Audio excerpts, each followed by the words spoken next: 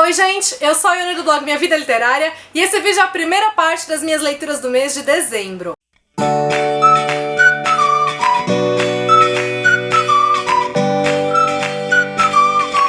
Em dezembro eu fiz 13 leituras, então no vídeo de hoje eu mostro pra vocês 7 delas e no próximo vídeo que vai ao ar na semana que vem eu mostro as outras 6 restantes. O primeiro livro que eu li no mês foi O Morcego, do John Nesbo, que é o primeiro livro da série protagonizada pelo investigador Harry Hole. Eu já tinha lido Boneco de Neve e o Leopardo, que são respectivamente o 7º e 8º volumes da série. Amei os 2 livros. A editora Record já tinha publicado do 3º até então o 8º, mas ainda não tinha publicado nem o primeiro nem o segundo, que saíram agora no final do ano, seguindo o padrão de capas do 7º e do 8º livros. Como eu falei, então esse é o primeiro livro da série, e eu acabei me decepcionando um pouco com ele. Como eu comecei já do final, então em que certamente o autor aqui, o John Nesbo, já tem um domínio maior ali da série, já tem mais maturidade mesmo como escritor, os livros já estão em outro nível, assim, de desenvolvimento, e aqui eu senti aquela cara mais de amador, aquela coisa mesmo de mais principiante. Não que o livro não seja bom, mas é que eu já tinha o padrão dos últimos livros e aí ele não foi tudo aquilo. De qualquer maneira, aqui a gente tem a história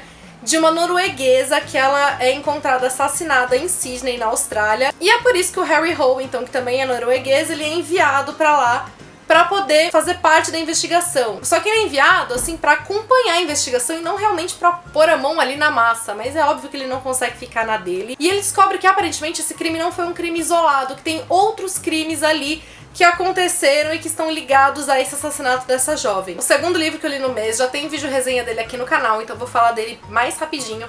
Foi Em Casa pro Natal, da Kelly Taylor, que é a mesma autora de O Céu Vai Ter Que Esperar, que é um dos meus chicletes favoritos. Aqui a protagonista, ela trabalha num cinema bem pequenininho ali da cidade e ela não se importa porque ela ama aquilo que ela faz. A mãe dela, que não é ela muito a favor, que a mãe dela é uma grande empreendedora e quer que a filha siga os passos dela.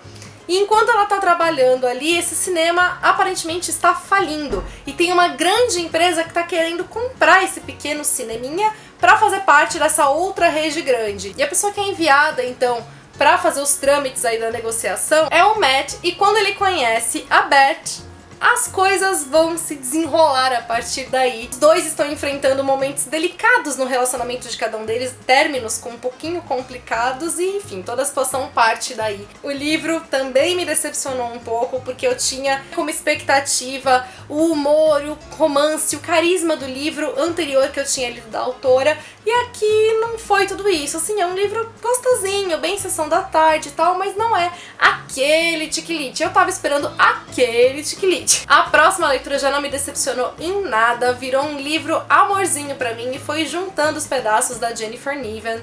Aqui no caso a gente vai ter a história da Libby e do Jack.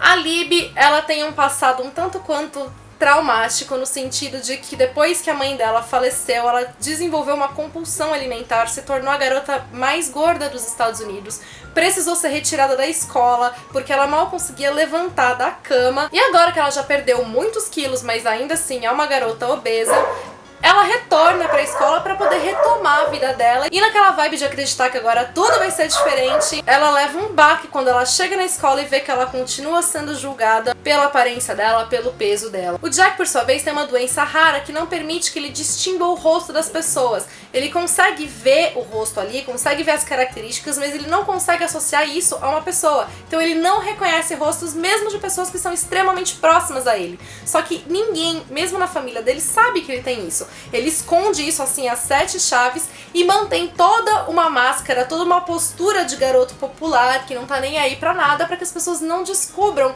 aquilo que ele tem. Eu achei o livro incrível, ele é de uma sensibilidade já acho que própria da Jennifer Niven, que a gente encontra também por lugares incríveis. E o que eu achei mais sensacional aqui foi a Libby em si. Essa personagem é incrível, gente. Ela tem uma personalidade assim tão pra cima, ela é tão madura, ela é tão especial que foi impossível não me emocionar com ela. Foi impossível também não me encantar com a relação dela com o Jack, ver como, apesar dessa doença, o Jack é capaz de enxergar as pessoas da maneira que elas deveriam ser enxergadas. Eu achei essa mensagem linda na história. Eu adorei também como a Libby vai ajudar o Jack a assumir quem ele é, porque nessa dele ficar usando máscaras, ele mesmo não consegue distinguir quem ele é. São diversas mensagens muito especiais sendo passadas aqui. Vale lembrar também que não só a Libby é uma personagem gorda, como o Jack é um personagem negro, então o livro também traz a questão da representatividade. Eu achei isso muito importante na leitura. Enfim, foi um livro lindo que mexeu demais comigo, que eu recomendo muito a leitura pra vocês. Minha outra leitura foi bem rapidinha, foi um livro interativo, foi o livro da menina da Rafa Fustanho, de uma menina que comprava livros.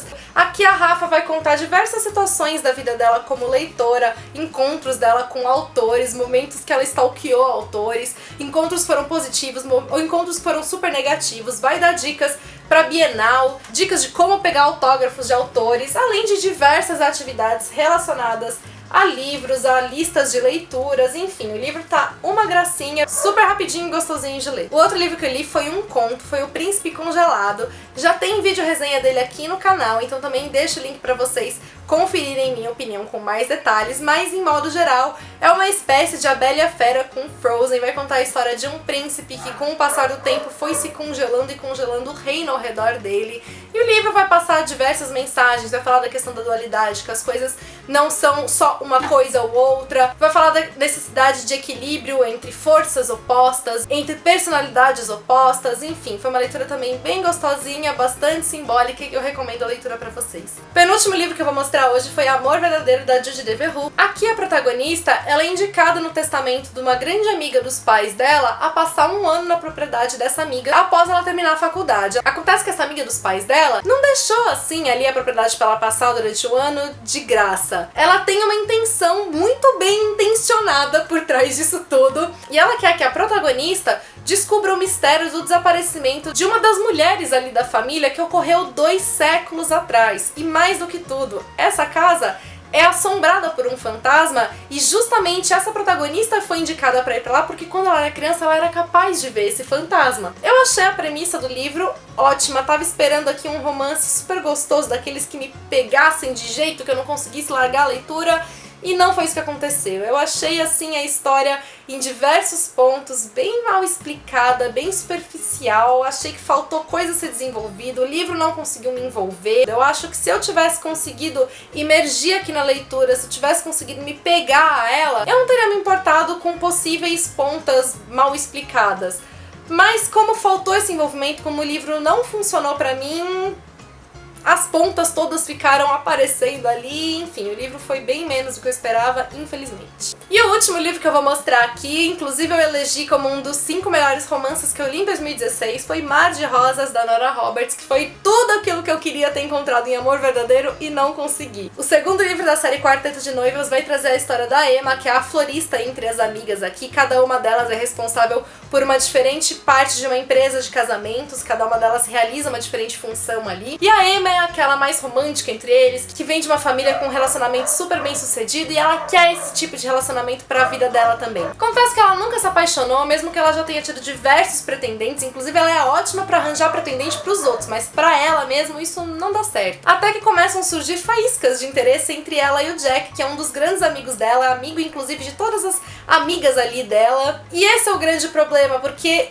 essas faíscas surgem dos dois lados e os dois ficam com medo de estragar a amizade. E o livro ele vai ter todo aquele ar acolhedor, todo aquele ar idealizado, aquele tipo de coisa em que tudo é perfeito, lindo, maravilhoso e que a gente sabe que não é bem assim na vida real, mas que a gente se encanta justamente por ele trazer esse ar de sonho pra gente. É um livro extremamente encantador, extremamente romântico, bem água com açúcar mesmo, bem suspirante, que eu recomendo totalmente a leitura pra vocês. Se você gostou do vídeo, deixa o seu curtir aqui embaixo pra ajudar na divulgação. Só aproveita e se inscreve no canal, seja muito bem-vindo e acompanhe todas as novidades. Também me acompanhe nas redes sociais do blog, Facebook, Twitter e Instagram, que por lá nosso contato é mais próximo. Beijos a todos e semana que vem tem a segunda parte desse vídeo.